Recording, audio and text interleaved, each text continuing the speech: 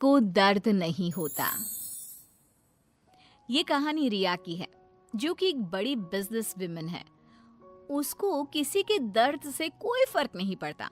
उसके लिए अपने काम से बढ़कर कुछ नहीं। ये क्या बना रखा है? ये खिलाओगे तुम उनको?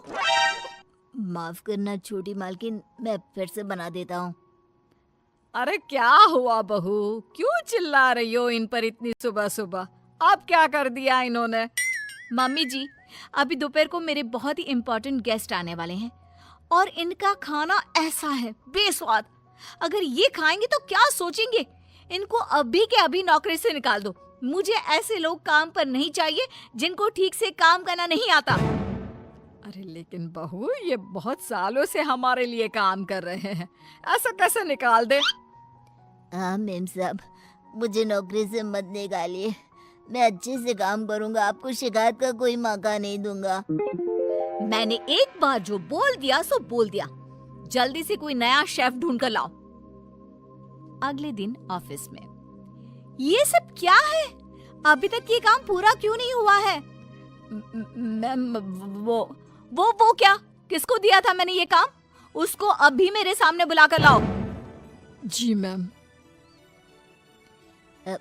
मैम, वो सर्वर में थोड़ी दिक्कत आ गई थी। किसके? तुम्हारे या कंप्यूटर के? वो मैम, बात यह है कि जितना वक्त तुम आज मुझे समझाने में जाया कर रहे हो ना, उतना वक्त अगर तुमने कल इस काम को करने में किया होता तो आज ये पूरा हो जाता। तुम्हें नौकरी से निकाला जाता है। मैम प्लीज ऐसा मत करिए। मेरे छोटे छोटे बच्चे हैं, अगर मेरी नौकरी चली गई तो। ये सब तुमको ऐसा काम करने से पहले सोचना चाहिए था। मैम मुझे एक मौका और दीजिए, मैं अभी पूरा करके लाता हूँ। ये जो मौका था, यही तुम्हारा आखिरी मौका था जो तुमने गंवा दिया। मैं और कुछ नहीं सुनना चाहती। मेरी कंपनी में तुम जैसे कामचोरों के लिए कोई जगह नहीं है। तुम्हें इस नौकरी से निकाला जाता है। शाम को घर पर, मैंने सुना आज तुमने फिर किसी को नौकरी से निकाल दिया। अरे हमारी पॉलिसी है ना, हमारी कंपनी लोगों के इमोशंस का भी ध्यान रखती है। इमोशन कुछ नहीं होता। कमजोर होते हैं वो लोग जो ऐसे काम करते हैं। और नौकरी से निकाल दिया तो इस पे कोई नई बात नहीं। जिस तरह घर को साफ करने के लिए गंदगी बाहर फेंकनी पड़ती है, उसी तरह कंपनी को आगे बढ़ाने के लिए यूजलेस लोगों को कंपनी से बाहर निकालना पड़ेगा। तुम लोगों की तुलना गंदगी से कैसे कर सकती हो?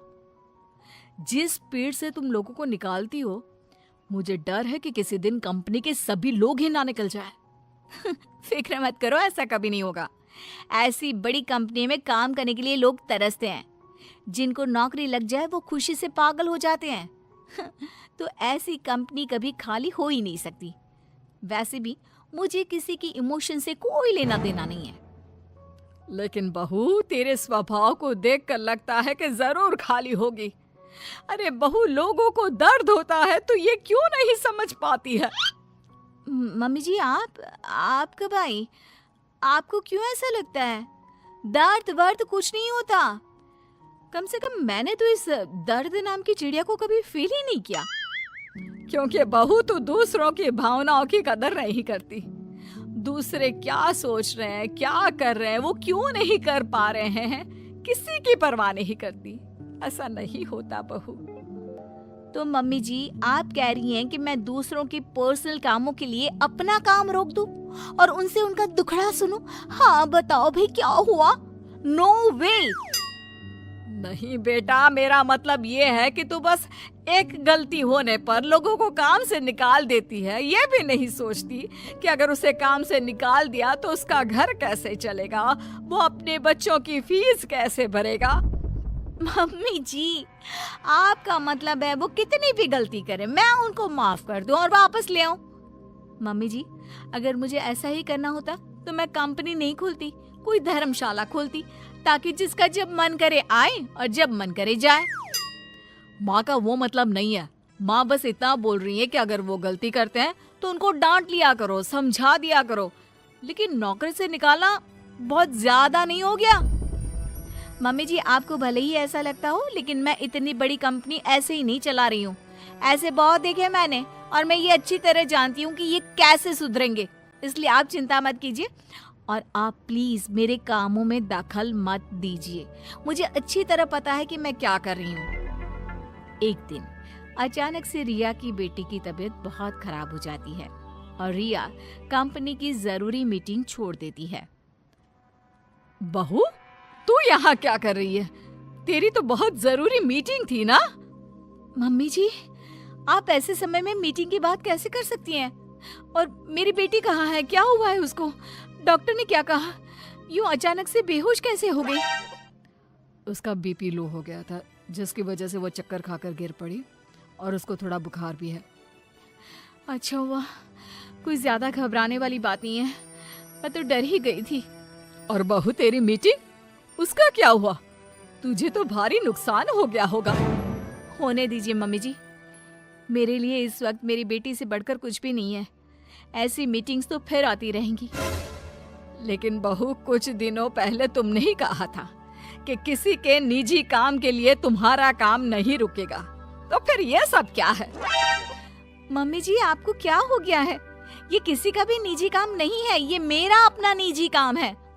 वही तो बहू, जब तुम्हारा काम था तो तुम सब कुछ छोड़कर यहाँ आ गई और तुम चाहती हो कि दूसरों के घरों में कितनी भी परेशानी दिक्कत आ जाए, वो उसको छोड़कर अपने काम को पहली ड्यूटी समझे। लेकिन वही चीज अगर तुम्हारे साथ हो तो तुम अपनी पहली जिम्मेदारी अपने परिवार की तरफ समझती हो, उसके बाद तुम्हारा काम। ये कैसी नाइंसाफी है? उनके साथ तुम करो तो ठीक और वो करे तो गलत। आप सही कह रही हैं मम्मी जी, मैंने ये बात कभी समझी ही नहीं। अब तो समझ गई ना? अब से उनके साथ कुछ ऐसा मत करना, उनकी भी परेशानी समझने की कोशिश करना। हाँ मम्मी जी, अब मैं सब समझ गई हूँ। मुझे अपनी गलती का एहसास हो गया है। शायद सही कहते हैं लोग, जब तक वही दर्द आप खुद ना झेलो तब तक आप दूसरे के दर्द का अनुमान नहीं लगा सकते। मुझे ये देखकर अच्छा लगा बेटा कि तुम्हें बहुत जल्दी अपनी गलती का एहसास हो गया।